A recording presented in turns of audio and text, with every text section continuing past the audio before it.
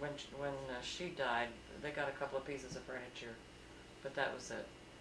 So by 1928, you went to Norway for the first time, Yeah. and all four grandparents had passed away?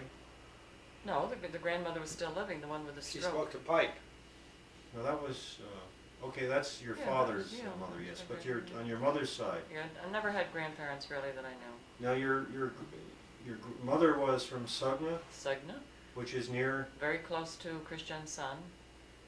It was a nice, quiet village. it's still there? Oh yes, it's been developed and they have the latest of everything. Where they once crossed on a bridge, made from, long trees. Now they have a modern bridge. And it leads into one of the oldest churches, in Sogna. They printed a whole book about it. And that's where my great-grandparents are. Gamlekirken. Gamlekirken, they call it. The old church. And the other church in Sogna is the one where, Rockefeller was married to Anna Marie. Remember that romance? Also, what was your mother's full name? Henrika Jörgina, and it could be Markussen or Stosland.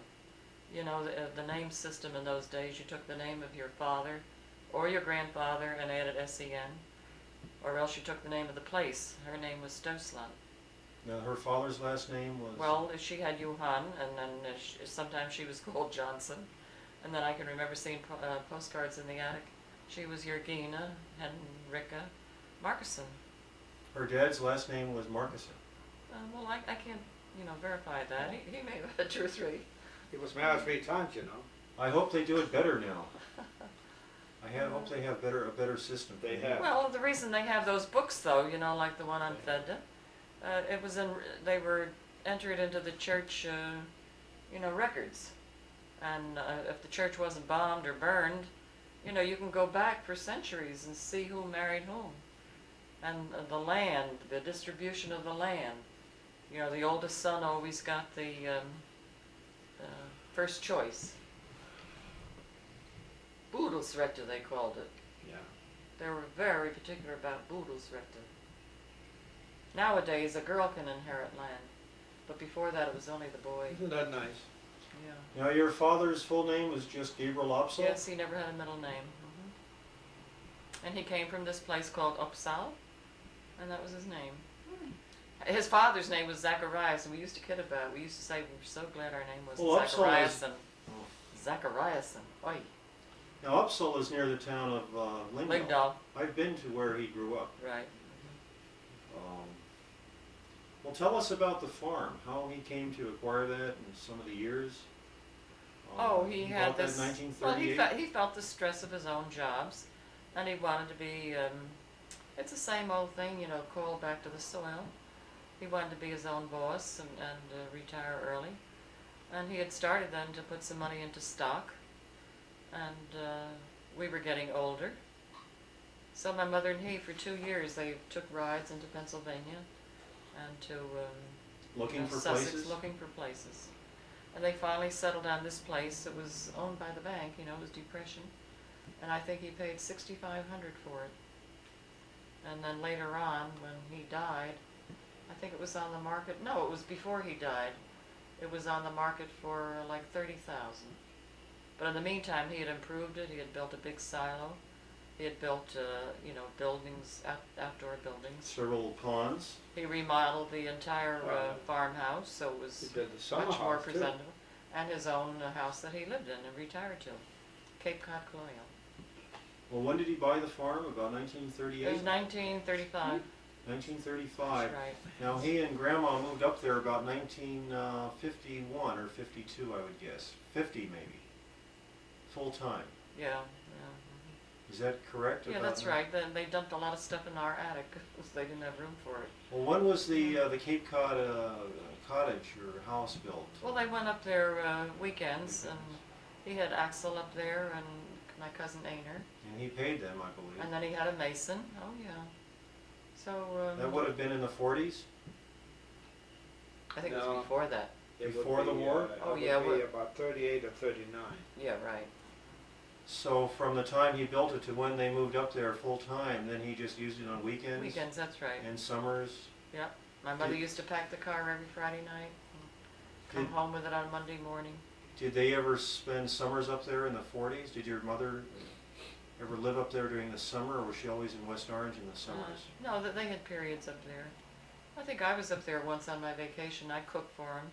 It's a great vacation It was land. back and forth all the time. No, I heard or I understand she didn't like the idea of having a farm. It was too far from her. No, she wanted to be with her 4 daughters, and she was right. So the And farm was 13 more. grandchildren. The farm was more of his idea. Right. And when would he have pulled out of Wilson Terrace? About 1950, when he moved up to the farm full time. I think it was a little earlier than that, yeah, because we had our house.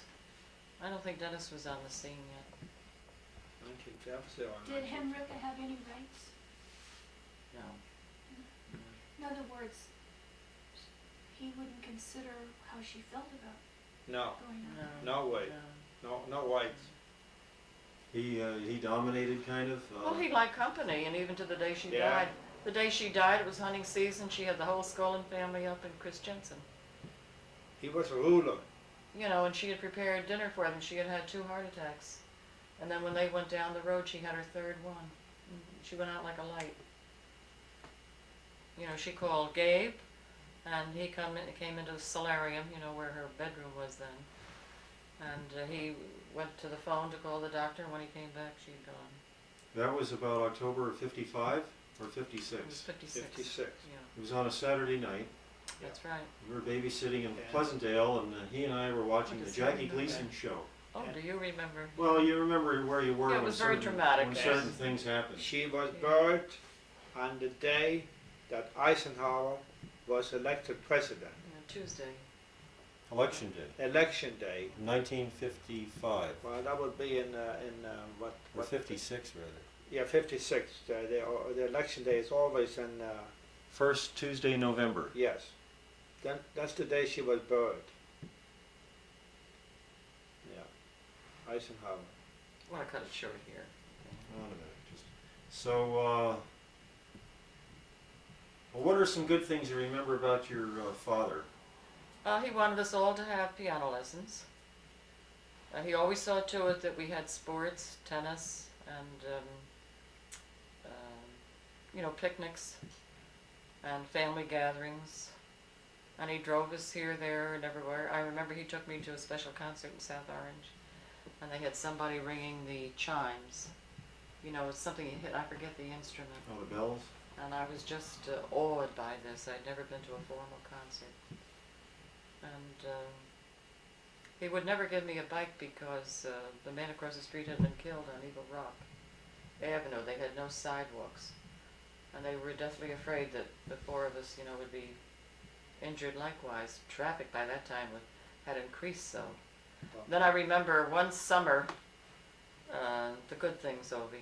The good things. I remembered one summer when we were children that he took the sled and he went up to Orange Quarry, and he came all the way down on that sled. It was a Sunday morning, but it was new fallen snow.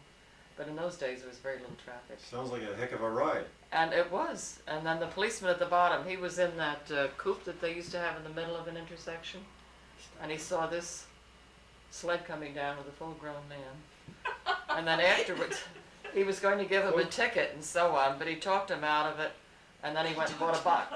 He bought him a box of cigars, and that's how he got out of Full that. grown man. You bought the policeman a box of cigars? Yeah, and then of course there was always the concern that we would be Christians. He took us to these special meetings in the Newark Gospel Tabernacle. The Norwegian church was having the language crunch. You know, emigration had stopped. The young people no longer wanted to go to church because it was all in the Norwegian language. So we went to all these special meetings. He took us to hear Dr. Barnhouse and Harry Von Broek, and world-renowned preachers came to the Newark Gospel Tabernacle. That was, you know, Depression built. It was built out of cinder blocks and sawdust, and it had like wood planks for the pews.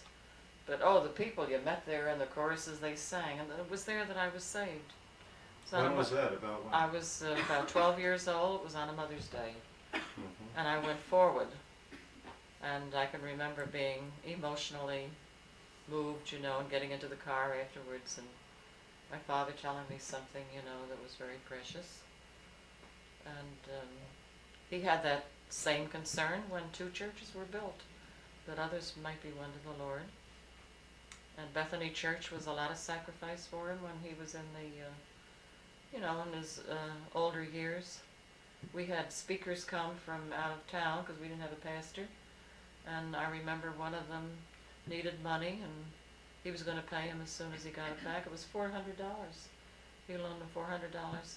He never got the money back, and the sons rode around in Cadillacs. That 4,000, you say $400? 400, yeah. That would be like, 10 or 20,000 now? Probably, yeah. But like I said, our house was always open to everybody. And he was, while he may have been stern and rigid, he was also a column. I mean, you could depend Yeah, on he him. trusted you. My mother was suspicious when we went on dates and things like that, but my father said, we brought you up this